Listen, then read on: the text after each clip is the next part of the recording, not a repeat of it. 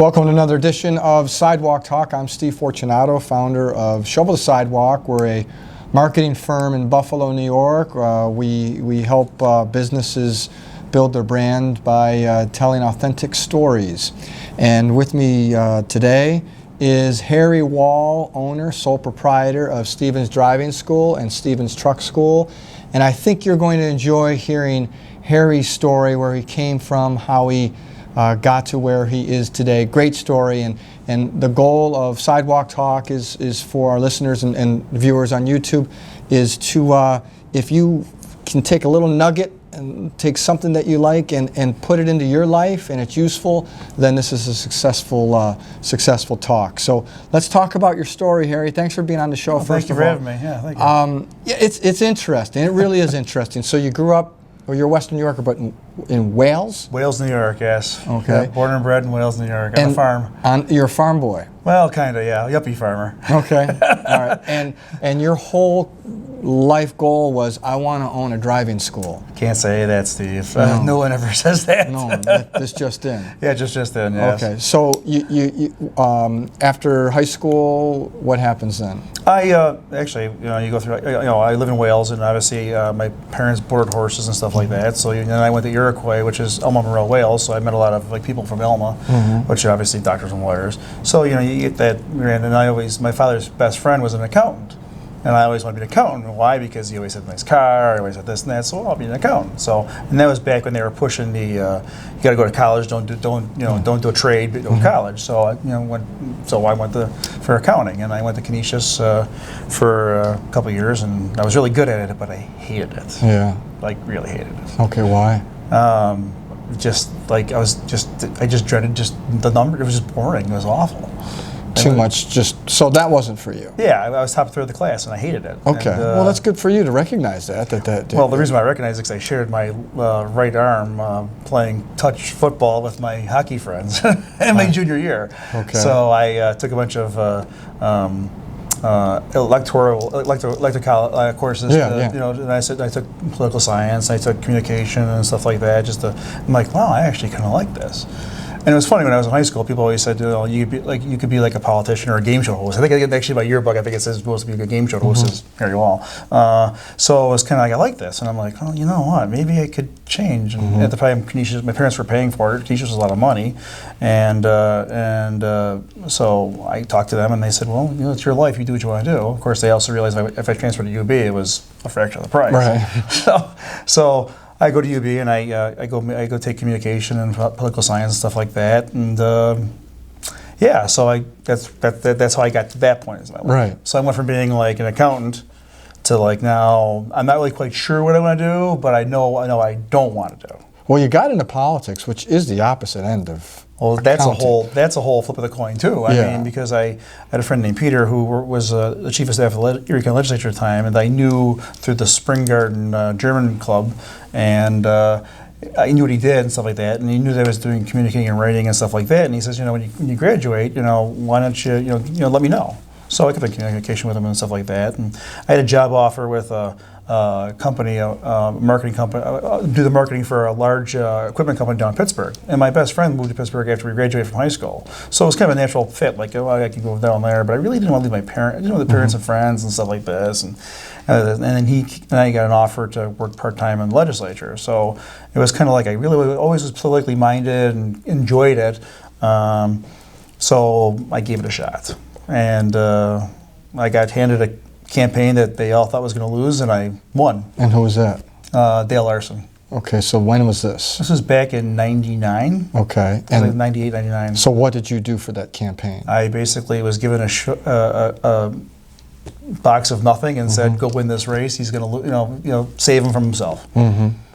And so, how long did you stay in politics? I was in politics from 99 till 2009. Okay, so 10 years. Why'd you get out? I know besides wanting to own a business, which is what you ended up doing, but if there's a young kid in high school, do you advise him to get into politics? No, because it was funny because my bread and butter was that it's when things were still manually done as opposed to electronically done.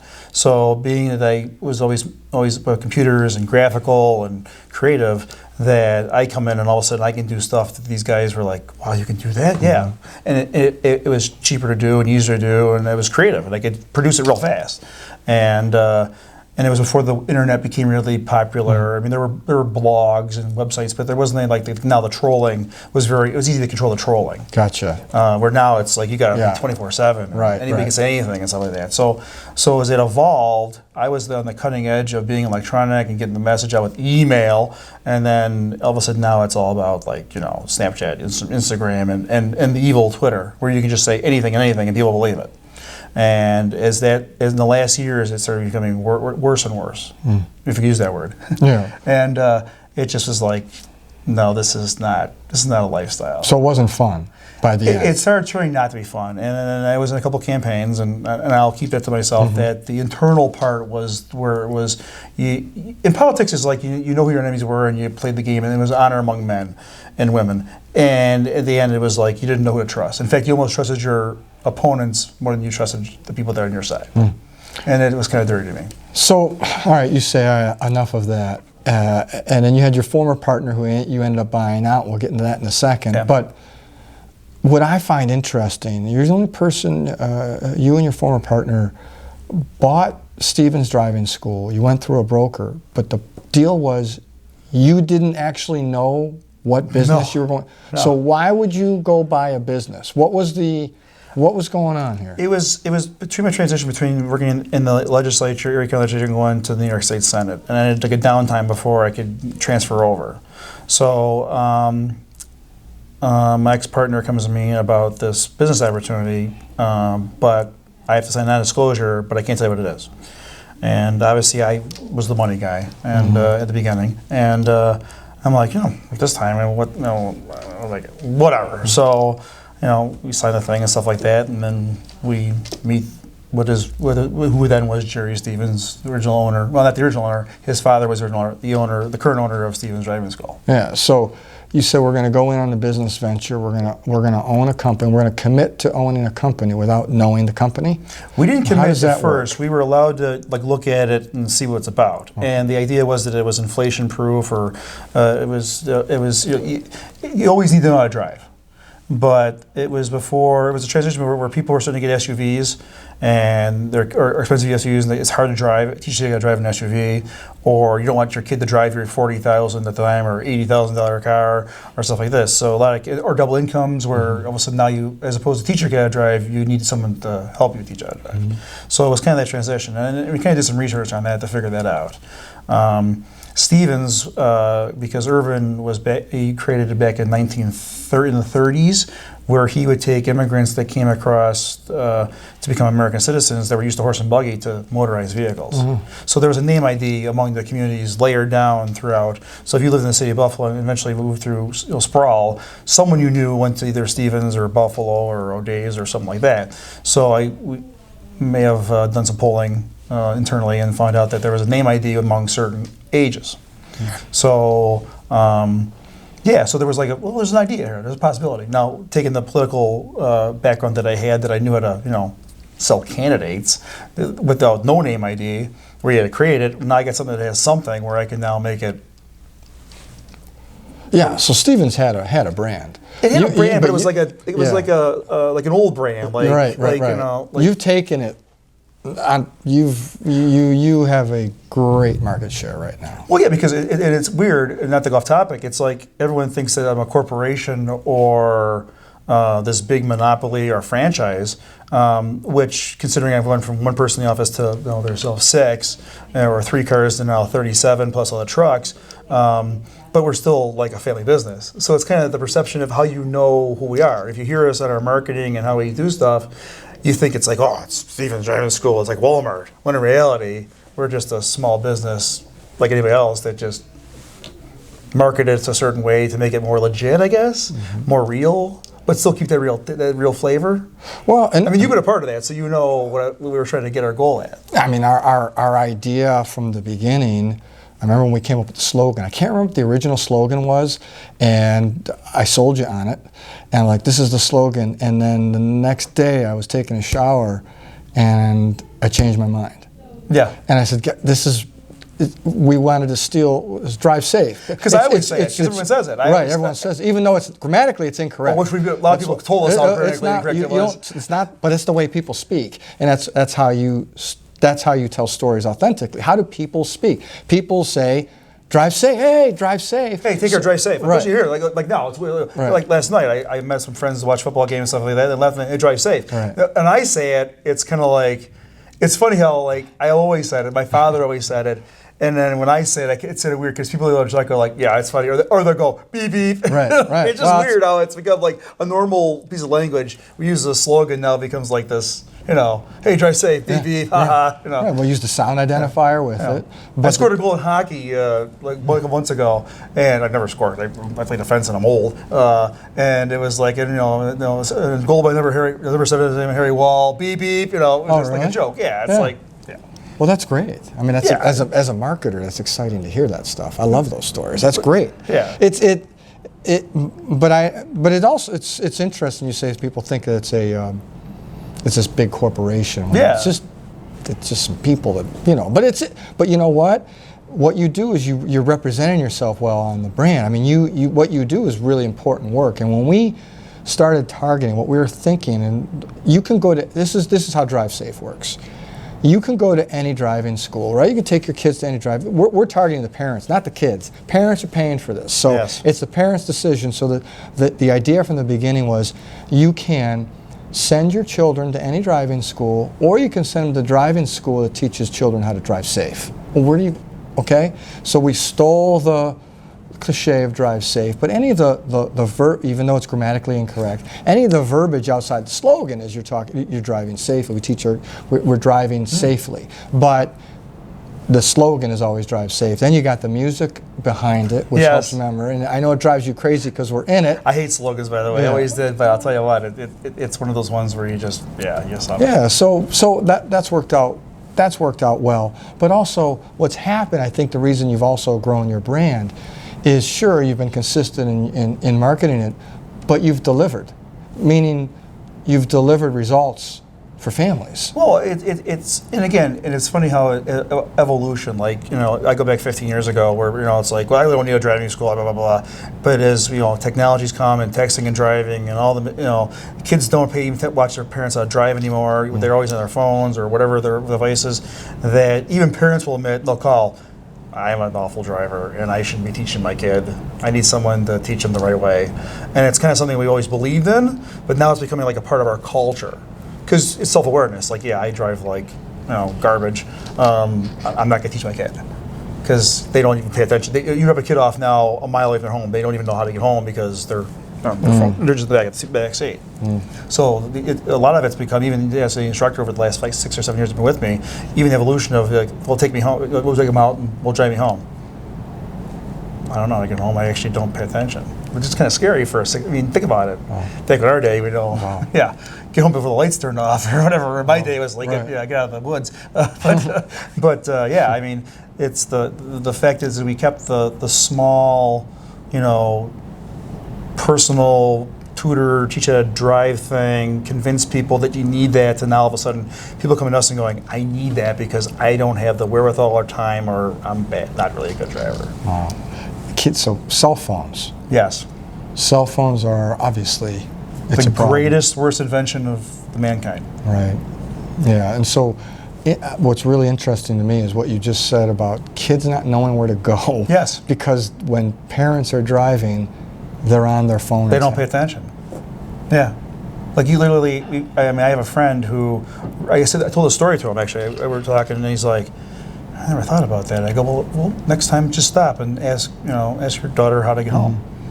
Okay. Well, he did. He was like I don't know, a mile and a half. She didn't know where she was. He's like, wow. And then she went right away and she reached for her phone to go, and she's like, no. He goes, no. He's like, how do we get home? We've been living here 5 years. How do you, And she couldn't do it. And how old was she? 17. Wow. That's scary. Yeah. I mean, how many times you see kids walking around with the earbuds in their head, walking around like aimlessly? I mean, even adults now. I mean, I was in New York City in July, and it was amazing. Like people just whatever, like that. Yeah. All right, back to business. So driving school goes well, and then somehow you get into the truck school thing. And that's doing well. Yeah, I mean, considering trucks, I mean, I didn't believe it in at first because it's a big thing, and and I will give my ex-partner a lot of credit the fact that he did get me into the idea of it. But the way truck drivers are taught, it's like this community thing. Like here's this big rig, and you just reach all together and you figure out how to do it, and we'll spend zillions of hours of watching videos and stuff like that. And oh, by the way, you got to drive this 53-foot double tandem truck, and yada yada yada. So our philosophy is, and obviously we had a conversation with Chuck, who drove for 3 million miles for stuff like that. And Chuck's title is CDL director. Okay. Yeah. He's the director of Stevens CDL. Truck School. Yeah. And is that to be in the truck is to learn how to drive a truck, which is kind of the same way we do our driving lessons with the kids. Is that I can show you 30 hours of videos all you want about driving, which is a kid going to pay attention to it? No. Adults are the same way. As we get older, we're all about visual stuff. Well, that's good until you actually physically got to take control of it. So, we took the same thing of like, you get in the car, we drive you in the car, you're always in the car. So take the same with the truck. So we may not make as much money or charge as much because you don't have to. You want to drive a truck? Get in the truck. There are people that we've come to us and said, well, I like to drive a truck, but that's kind of scary.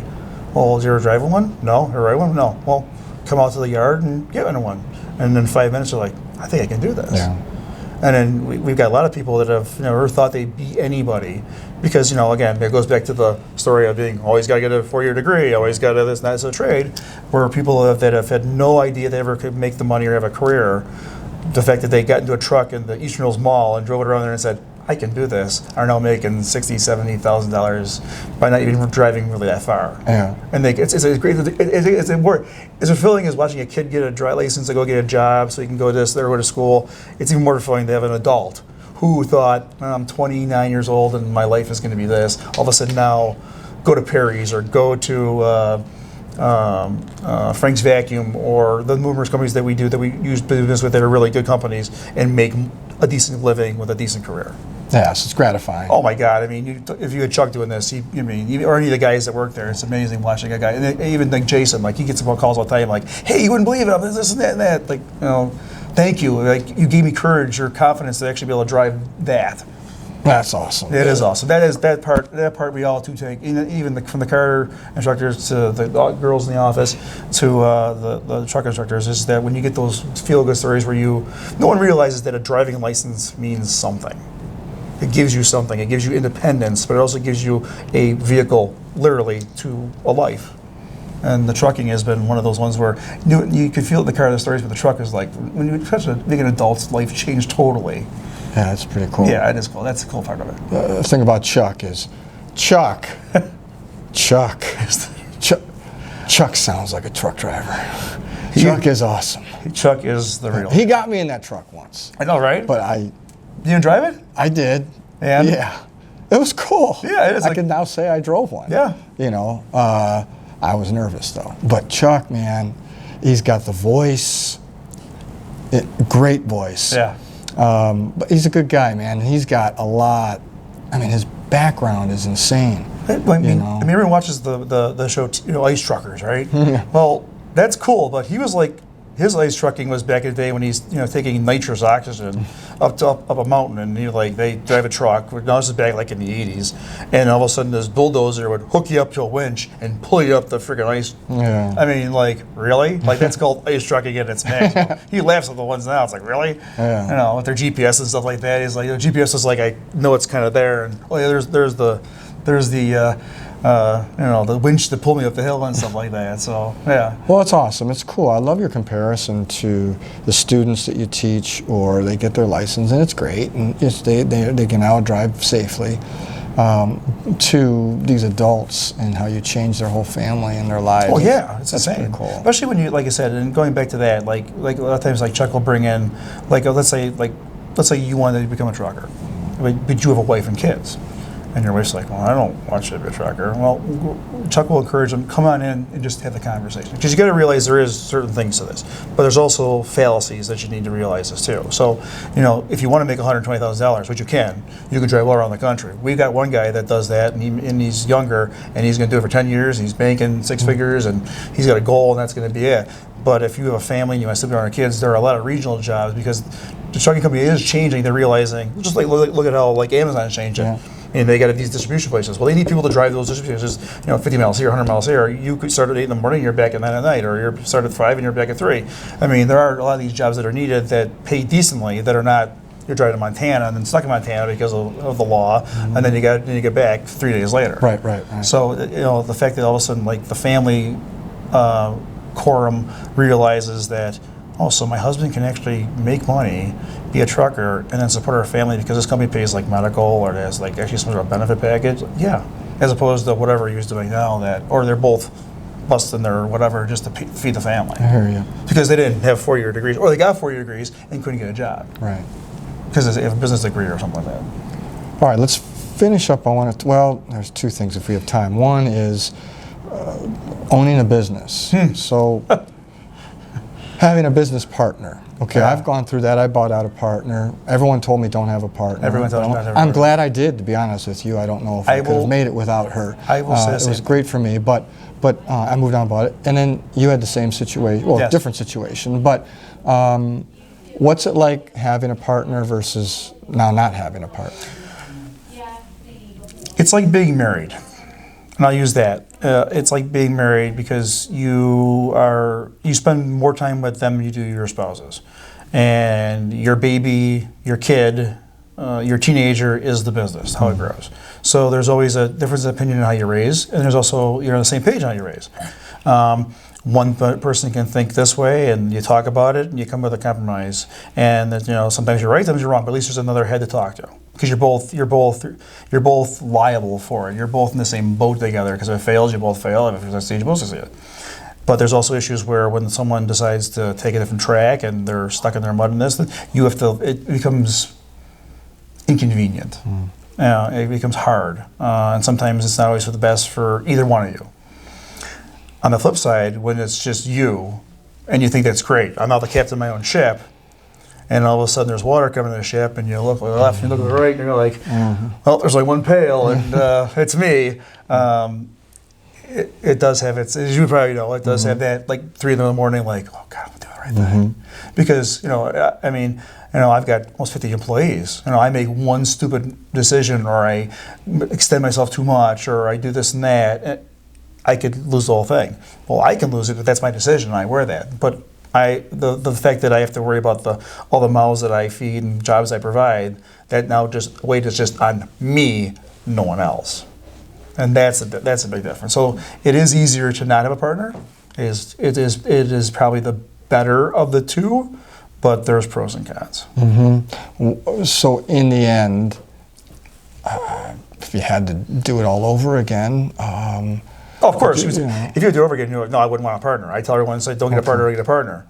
And then you go, yeah, but if you could have like an assistant partner or someone just in the beginning, especially the beginning.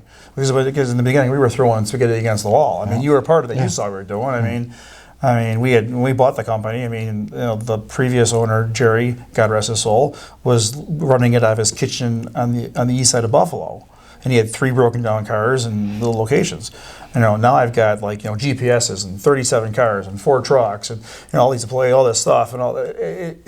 Through the evolution of it, and just sitting back, and you sit back and you look how it was good to have somebody with you and all that. And then I could see that all of a sudden it wasn't good to have that argument because we're moving too fast now. Before you're just like, well, maybe it'll work, maybe it'll work. And then when it got serious, you got to be on the same page. If you're not on the same page, it doesn't work. It's hard. And you're arguing over things. Yeah. And obviously, you saw some of them over stuff that why you're arguing over that, because now all of a sudden you're grabbing it too stick, or one person thinks one way and wants to let off the reins, the other person wants to still climb the mountain. Yeah, there's a lot of people out there that, and it's great. There's more and more, business owners. People want to be entrepreneurs, and a lot of them think, you're my best buddy, you're my best friend. We'll get together and we'll start our own business. And I do. I give people the same advice: is try, having a partner is dangerous only because if you really value that friendship, you might be better off valuing the friendship and having separate businesses, or maybe you can have two different. Maybe you can each have whatever your strength is and whatever his or her strength is. Maybe you can each own your own business and go with those niches and then help each other grow your business. And I know you've had those situations in your life currently where you do that, and good for you that's worked out. I mean, that's great. That's the way to do it. I mean, I'm a little different because I don't have a brother, but. Yeah, I tell everyone, like, because we do it again. You can't say if you redid things, you would do things. Right. I mean, like I said, I use it. It's like a marriage. Some marriages work, some marriages don't work. Some relationships work, some don't work. And at the end of the day, people that they're married for 40 years, and you're like, they've made it 40 years. There are people that only lasted 3 years. What happened? Yeah, you don't know until you try, I guess. You don't. I don't want to discourage people from going out on their own. I always say this. I go, because again, if you have friends that, like, you probably have associates and friends that or family members that go, because when you have your bad days, and your good days, and you try to keep it close to the vest, that they're like, oh, it must be great. Not today. Ask me next week. Yeah, right. Because again, something you just can't control. That's right. And you got to weather the storm. And then meanwhile, you said you still got to be responsible for all the people you employ. That's right. Because they're counting on you to make the right decisions, so they have a paycheck to feed their family. That's right. That is the biggest thing. And I totally enjoy, you can ask anybody here, I love employing people and giving them an opportunity to be able to experience what we talked about, the beauty of helping someone become somebody. I mean, I always sit back, no matter what the money is or what it is and the cost, at the end of the day, there's always at least that humanity part of running this business. All right, let's get to what's really important to you as a sports geek would be the Sabres and the Bills, and then we'll wrap it up. So at the time of this recording, the Bills are actually 7-3. 3 more wins in the last 6. Enjoy it, people. Remember 1988. Calm down. Yeah. And then there's the Sabres. It was really so similar to feelings from last year. And Eichel just scores 4 the other. And then last night he couldn't, no matter what he did, he was wrong. My take is this: the Sabres are a much better team than what they are.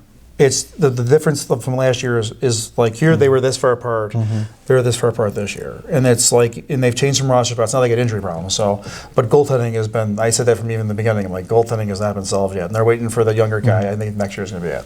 So they're a year away. The Bills are. I don't think anyone gives them credit of how tough it is to establish a team. And I know you watched it. Well, you were in Cleveland, so I don't know. When? I mean, with Jim Kelly? Well, back in like 85, 86, 87, I grew up with that, where all of a sudden it was like, oh, you got Bruce Smith. Yeah, but he was and it took a long time for that group to get together. And even Jim Kelly in his 6th year, they barely won games, and all of a sudden, next thing you know, they're kicking a field goal against the Jets in ice rain and won the division. They're 12-4, and where did they come from? And they later went on to Cincinnati AFC Championship and got their ass handed to them. Where I think people now, because of the instant gratification and the 20 years of, like my godson, my stepson, he's 23 years old. He will be 23. He's never seen that, where I saw that, where it's like, okay, 87 led to 88. 88 led to the Bickering Bills in 89. But the Bickering Bills in 89 led to the no-huddle offense in Cleveland, which led to the glory years the rest of the way. And I think that with the Bills right now, we're at that 88 season. No one expects them. They're winning close games because everyone thinks, oh, we should blow everyone out. No, it's not like that anymore, except for the Patriots. Even then, they can't blow anybody out anymore. That it's like, just have patience. Enjoy the ride. That's what sports is about. Yeah. You know who can blow teams out is the Ravens. Yes. But I think once they're onto his act, figure him out. Yeah, defenses will figure him out. I got a friend that lives in Baltimore, and when they drafted Lamar Jackson, he's like, I can't believe it, blah blah. And now, but then when they realized that they were going to actually take Lamar Jackson and make an offense for Lamar Jackson and do everything, that's what you got to do. As opposed to, hey, Josh Allen, I know you're a runner, but you're not going to run. Yeah. Or like we saw what they did to AJ Manuel.